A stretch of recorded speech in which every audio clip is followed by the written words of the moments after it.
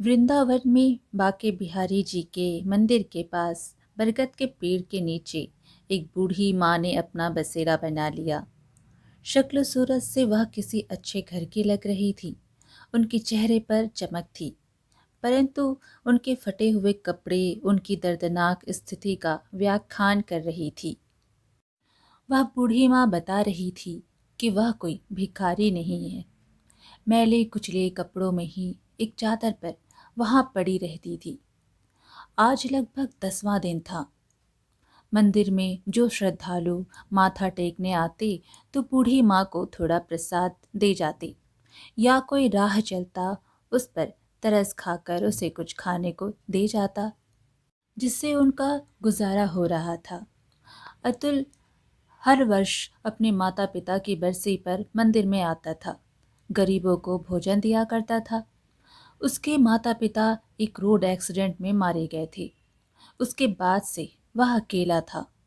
अब माता पिता के दिए हुए संस्कार हमेशा उसका मार्गदर्शन करते थे। आज उसके माता पिता की बरसी थी, इसलिए वह आज मंदिर में गरीबों को भोजन करवाने आया था। तभी गरीबों को खाना देने के बाद उसकी नज़र पेड़ के नीचे बैठी बूढ़ी माँ की ओर गई। अतुल को बूढ़ी माँ के चेहरे में एक अजीब सा आकर्षण और स्नेह नजर आया। शायद वो हर बूढ़ी औरत में अपनी माँ और दादी को ही ढूंढता था। वह बड़े स्नेह से उस बूढ़ी माँ को देखने लगा, फिर उनके पास जाकर बोला, माँ जी, खाना खाओगी? लेकिन बूढ़ी माँ काफी उदास बैठी थी, शायद इसलिए उसने कोई जवाब नहीं दिया।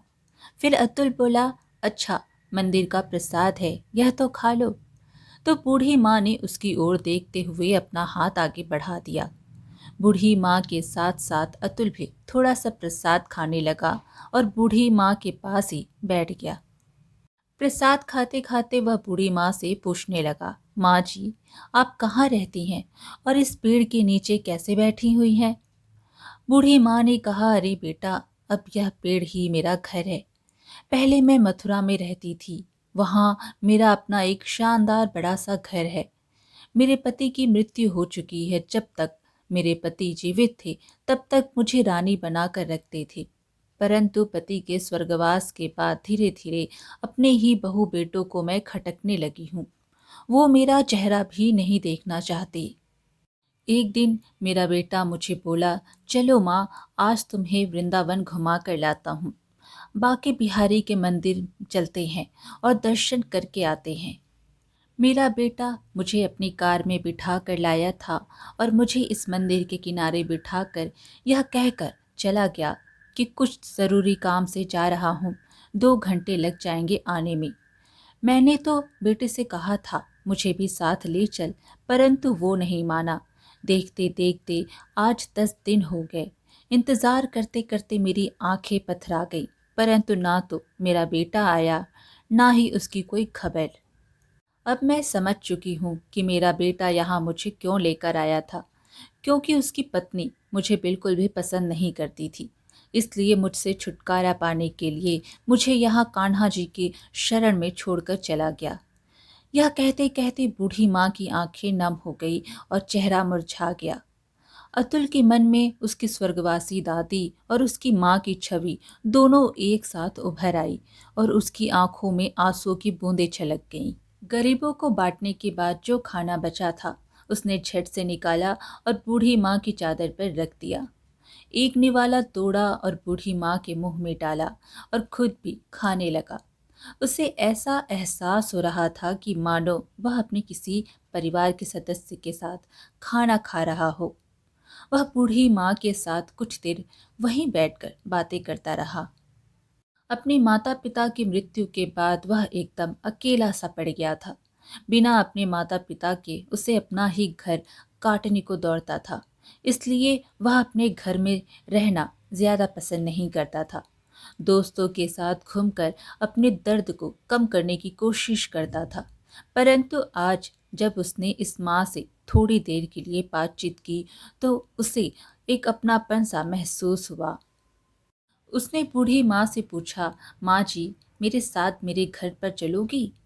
बूढ़ी माँ ने कहा, बेटा, जब मेरा अपना खून, मेरा अपना बेटा ही, जिसे मैंने जन्म दिया और पाल पोस के बड़ा किया, जब वही मुझे नहीं रख सका, तो तू मुझे अपने घर में ले जाकर क्या करेगा?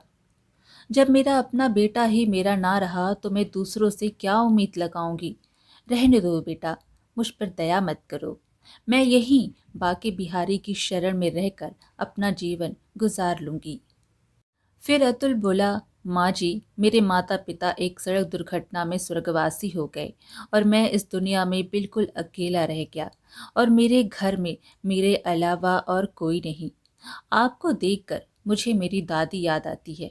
यदि आप मेरे साथ रहोगी, मुझे बहुत अच्छा लगेगा। लेकिन यकीन मानो, मुझे कोई दिक्कत नहीं होगी, बल्कि मुझे आपका सहारा मिल जाएगा। दिन भर के काम के बाद जब मैं घर लौटूंगा तो कम से कम देखने के लिए आपकी सूरत तो होगी। आपसे अगर हो सके तो मेरे लिए खाना बना दिया करना और घर की देखभाल कर लेना। आपको भी रहने के लिए घर मिल जाएगा और मुझे भी अपनी माँ और दादी के प्यार की ठंडी छाँव। तभी बूढ़ी माँ ने कहा, बेटा, तुम भावनाओं में बह के यह बात कह रहे हो, परंतु मुझे मालूम है कि 2 दिन में ही तुम्हें मैं बोझ लगने लगूंगी। माँ जी, क्या किसी को अपने माता पिता भी बोझ लगते हैं? हाँ, दुनिया में कुछ लोग ऐसे हो सकते हैं, परंतु सभी तो नहीं।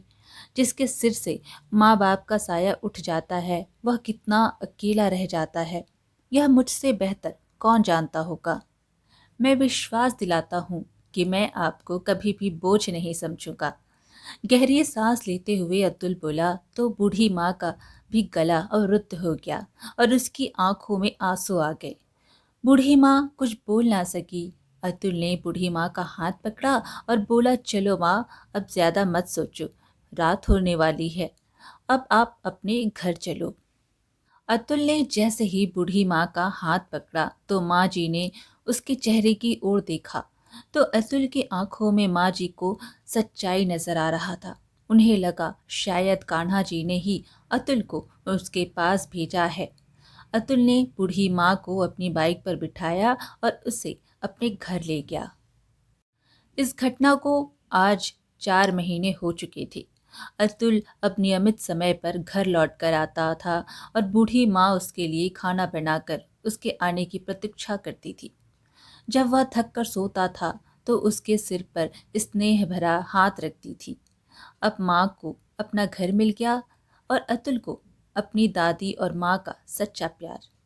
दोनों एक दूसरे के साथ पाकर बहुत खुश थे।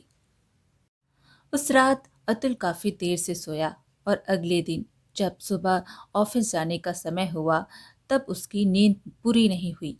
अचानक अतुल ने अपने माथे पर ठंडी उंगलियों का स्पर्श महसूस किया। उसे ऐसा महसूस हुआ कि उसकी माँ उसे बड़े प्यार से जगा रही है। दोबारा जब वही स्पर्श उसने अपने चेहरे पर महसूस किया तो वह नींद से जाग गया। उसने आंखें खोली तो सामने देखा कि बूढ़ी माँ पूजा करने के बाद खुशबू भरे हाथों से उसके माथे और बालों को सहला रही थी, जैसा उसकी माँ हमेशा किया करती थी।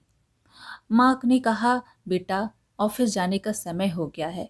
फिर अतुल बोला, माँ, मैंने अपने दोस्तों के साथ मिलकर एक छोटी सी फैक्ट्री खोलने का फैसला किया है। आज मैं ऑफिस नहीं जाऊंगा, बस इस फैक्ट्री की शुरुआत करनी है। आज 11 बजे हम फैक्ट्री की पूजा करेंगे और वो पूजा आपके हाथों से ही होगी। आप तैयार रहना। यह सुनकर बूढ़ी माँ बड़ी खुशी से बोली, बेटा, तुमने बिल्कुल सही फैसला लिया। वक्त के साथ साथ और भगवान के आशीर्वाद से तुम्हारी ये छोटी सी फैक्ट्री भी एक बहुत बड़ी फैक्ट्री में बदलेगी। यह मेरा विश्वास है और मेरा आशीर्वाद हमेशा तुम्हारे साथ है। ऐसा कहते हुए माँ की आंखों में आशा की एक नई किरण दिखाई देने लगी। अतुल ने अपने दोस्तों के साथ मिलकर फैक्ट्री खड़ी कर दी। उन सभी की मेहनत के कारण फैक्ट्री की प्रगति बड़ी तेजी से हो रही थी। अतुल अब एक और नई फैक्ट्री शुरू करने जा रहा था, ज्यादा व्यस्त होता जा रहा था। एक दिन माँ बोली, बेटा, तुम तो अपने जीवन में बहुत व्यस्त होते जा रहे हो, पर यह बात याद रखना कि केवल काम ही जीवन का उद्देश्य नहीं होता। तुम्हें काम के लिए भी एक सहारे की आवश्यकता है। क्यों ना एक अच्छी सी लड़की ढूंढकर तुम्हारी शादी कर दी जाए। माँ की बात अतुल को भी उचित लगी। वह बोला, अरे हाँ माँ, अपनी जिंदगी में मैं इतना ज़्यादा व्यस्त हो गया कि इस बारे में कभी बात करने का समय ही नहीं मिला। मेरी निगाह में एक लड़की है, आरती, जो मुझे बहुत पसंद है, लेकिन मैंने उससे कभी बात नहीं की। आरती अतुल की माँ की सहेली की बेटी है, जो पढ़ाई पूरी करने के बाद इस शहर में नौकरी कर रही थी। अतुल की उससे मुलाकात कभी कभार हो जाती थी। अतुल को आरती का स्वभाव और बातचीत करने का तरीका बहुत अच्छा लगता था। माँ अतुल के साथ आरती के घर गई, उसके माता पिता से बातचीत की और वह अतुल और आरती की शादी का प्रस्ताव दिया। आरती के पिताजी ने तुरंत ही हाँ कर दी। बस फिर क्या था, कुछ ही दिनों बाद अतुल आरती को दुल्हन बनाकर अपने घर ले आया। आरती माँ के गुणों से और उनके स्नेह से बहुत प्रभावित हुई। जितना प्यार अतुल बूढ़ी माँ से करता था, उससे कहीं ज्यादा लगाव आरती को अब माँ से हो चुका था। समय बीतने लगा और अतुल के घर दो जुड़वा बच्चों ने जन्म लिया, एक बेटा और एक बेटी। अतुल का घर तो जैसे खुशियों से भर उठा। माँ जी अब सही मायने में दादी बन चुकी थी। अब उनकी मुख्य जिम्मेदारी अतुल और आरती नहीं बल्कि माँ जी के पोता और पोती हो गए। माँ जी का बिस्तर अपने पोता और पोती के कमरे में लगा दिया गया था, ताकि वह दोनों दादी के स्नेह की छांव में रहें और उनके संस्कारों के साथ पले बढ़े। आरती अपने पति अतुल के साथ उसके काम में पूरी मदद करती थी। अतुल को भी आरती के रूप में बहुत अच्छी जीवन साथी मिली थी, जिस कारण उसकी फैक्ट्री अब नई ऊंचाइयों को छू रही थी। उसकी फैक्ट्री की शाखाएं अब देश के अलग अलग शहरों में स्थापित हो चुकी थी, जिनमें हजारों कर्मचारी कार्यरत थे। उधर बूढ़ी माँ का बेटा विक्रम, जो बूढ़ी माँ को दर दर की ठोकरें खाने के लिए छोड़कर चला गया था, वो रह रहकर अपराध बोध से ग्रसित हो रहा था। अपनी निष्पाप और निरपराध माँ के साथ किया गया व्यवहार उसे पल पल कचोट कर रहा था। अपने घर के झगड़ों से दुखी होकर और अपनी पत्नी के साथ सुखी जीवन जीने की चाह में उसने अपनी माँ का त्याग कर दिया था। परंतु उस दिन के बाद से उसका अंतर्मन हाहाकार कर रहा था, जिसे वह किसी से भी साझा नहीं कर पा रहा था।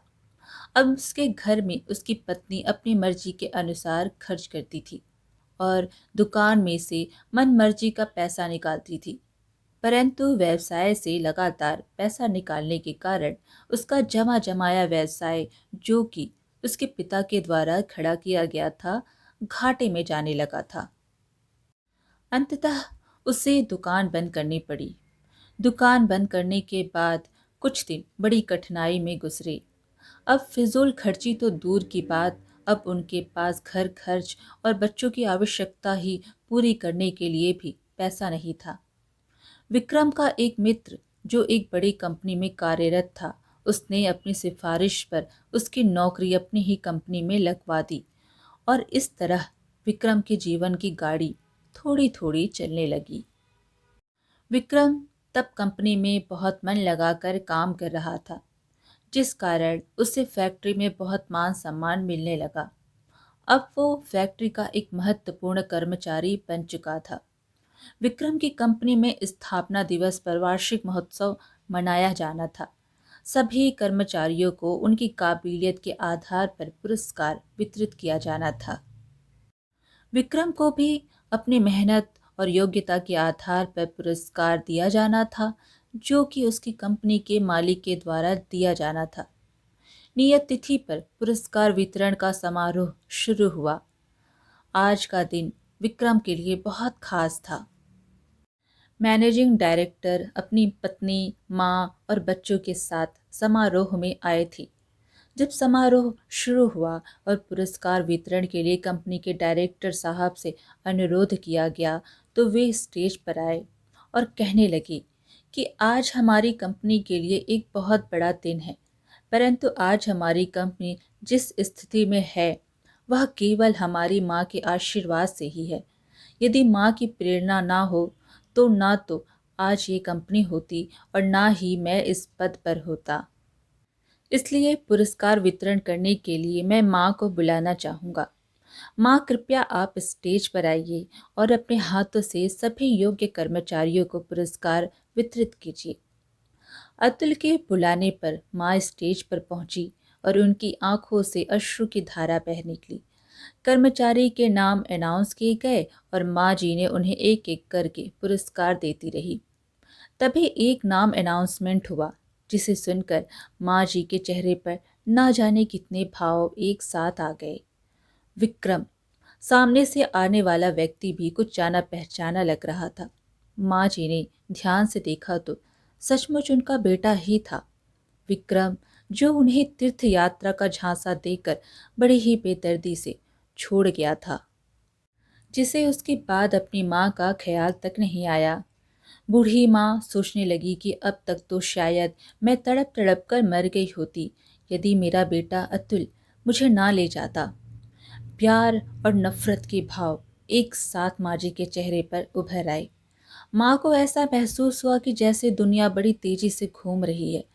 बड़ी मुश्किल से उन्होंने खुद को संभाला और किसी अपरिचित की तरह विक्रम को पुरस्कार थमा दिया और अपना मुंह दूसरी तरफ फेर लिया। विक्रम ने ध्यान से देखा, देने वाली महिला कोई और नहीं, उसकी अपनी माँ थी। देखते ही देखते उसके पसीने छूटने लगे और अपनी माँ के पैरों में गिर पड़ा। उसे विश्वास नहीं हो रहा था कि उसकी माँ, जिसे उसने दर दर की ठोकरें खाने के लिए छोड़ दिया था, आज इतने बड़े साम्राज्य की मालकिन है। विक्रम ने अपनी माँ से हाथ जोड़कर माफी मांगी और कहा, मेरे साथ चलोगी? कैसा घर, कैसी माँ। मेरा बेटा तो उसी दिन मर चुका था जिस दिन वह मुझे मंदिर के बाहर छोड़कर चला गया था। आज ना मैं तुम्हारी माँ हूँ, ना ही तुम मेरे बेटे। कहकर माँ जी पुरस्कार वितरण को बीच में छोड़कर ही अपनी कुर्सी पर जाकर बैठ गई। विक्रम माफी मांगता रहा, लेकिन माँ ने उसकी तरफ देखा तक नहीं और अतुल के साथ वापस घर चली गई। कभी विक्रम अपनी माँ का बहुत लाडला हुआ करता था, लेकिन अपनी पत्नी के बहकावे में आकर वह अपनी माँ के साथ बहुत बुरा सलूक करने लगा था। उन बातों को माँ कभी भूल नहीं सकती थी। उधर विक्रम को यकीन नहीं हो रहा था कि जिस कंपनी में वह काम करता था, उस कंपनी की मालकिन दरअसल उसकी माँ थी। आज उस माँ के हाथों से उसे पुरस्कार मिला। उसका सर चकरा गया। माँ के द्वारा उसकी घोर अपेक्षा और पाप कर्मों के कारण उसके दिल में ना जाने कितने ही घाव हो चुके थे। हर पल उसे अपनी माँ की याद सता रही थी। अपनी करतूत उसे झकझोर रही थी और नासूर बनकर उसे लगातार चोट पहुंचा रही थी। एक दिन विक्रम अपनी पत्नी को लेकर स्कूटर से मंदिर जा रहा था कि अचानक सामने से ट्रक नजर आया और तेज धमाके के साथ स्कूटर ट्रक से टकरा गया। वह दोनों बड़ी बुरी तरह से घायल हो गए। विक्रम की स्थिति गंभीर बनी हुई थी। उसके पैर की हड्डी टूट चुकी थी और उधर उसकी पत्नी को पैरालिसिस हो चुका था। जब उसे होश आया तो वह दहाड़े मारकर रोने लगी। अब घर पर दोनों बच्चों की देख रेख के लिए कोई नहीं था। जो भी उनसे मिलने आता बस हाल चाल पूछकर चला जाता। विक्रम के दोस्त ने सारी घटना की जानकारी कंपनी के मालिक अतुल को दी। जब अतुल फोन पर उससे बात कर रहा था तो माँ वहीं बैठकर उसके साथ चाय नाश्ता कर रही थी। विक्रम का नाम सुनकर माँ चौंक उठी। उसने अतुल से पूछा कि क्या हुआ, किस बारे में बात हो रही थी। तो अतुल ने सारा हाल कह सुनाया कि उसकी कंपनी के एक कर्मचारी विक्रम का एक्सीडेंट हो गया और वह गंभीर रूप से घायल है। यह सुनकर माँ रोने लगी। अतुल ने जब माँ से उनके रोने का कारण पूछा तो माँ ने सारी बात कह सुनाई। तब अतुल ने बोला, माँ, कर्मों का फल तो भोगना ही पड़ता है। उसने जैसा कर्म किया था उसे फल तो मिलना ही था। लेकिन माँ का दिल तो अंदर ही अंदर बच्चों के लिए तड़प रहा था। उसके बेटा बहू लाचार होकर बिस्तर पर पड़े थे। इसलिए माँ ने कहा कि मैं थोड़ा समय अपने बेटे बहू के पास जाना चाहती हूँ।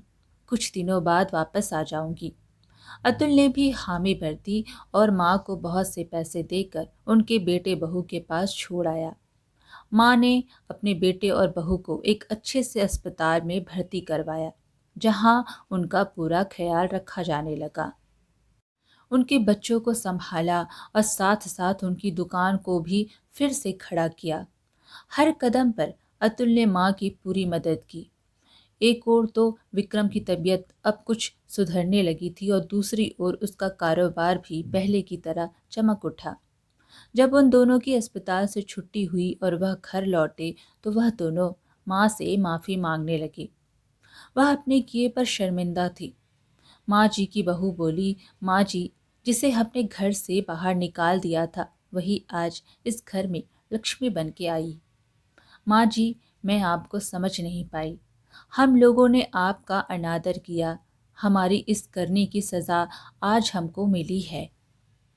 दोनों बेटा बहू माँ के पैरों में पड़ गए। माँ जी ने भी उन दोनों को माफ़ कर दिया और अपने पोता और पोती को खूब दुलार किया। कुछ दिन और वहाँ रहने के बाद माँ ने कहा, अब तुम दोनों की तबीयत ठीक हो चुकी है और तुम अपनी गृहस्थी को संभाल सकते हो। तुम्हारी दुकान भी खूब अच्छी चल रही है, इसलिए अब मैं चलती हूँ। मेरा बेटा और मेरा परिवार मेरा इंतज़ार कर रहा है। यह कहकर माँ ने अपना बैग तैयार कर लिया। बेटा बहू ने माँ को जाने से रोकने की बहुत कोशिश की, परंतु माँ ने कहा, मेरा बेटा अतुल मुझ पर जान छिड़कता है। अब वही मेरा बेटा है, इसलिए अब मुझे जाना ही होगा। बाहर अतुल माँ को लेने के लिए पहले ही गाड़ी लेकर आ चुका था। उन दोनों ने बहुत मनाया, परंतु माँ नहीं रुकी और चली गई। कहानी अच्छी लगे तो लाइक शेयर करना ना भूलें और चैनल को सब्सक्राइब ज़रूर करिए। धन्यवाद।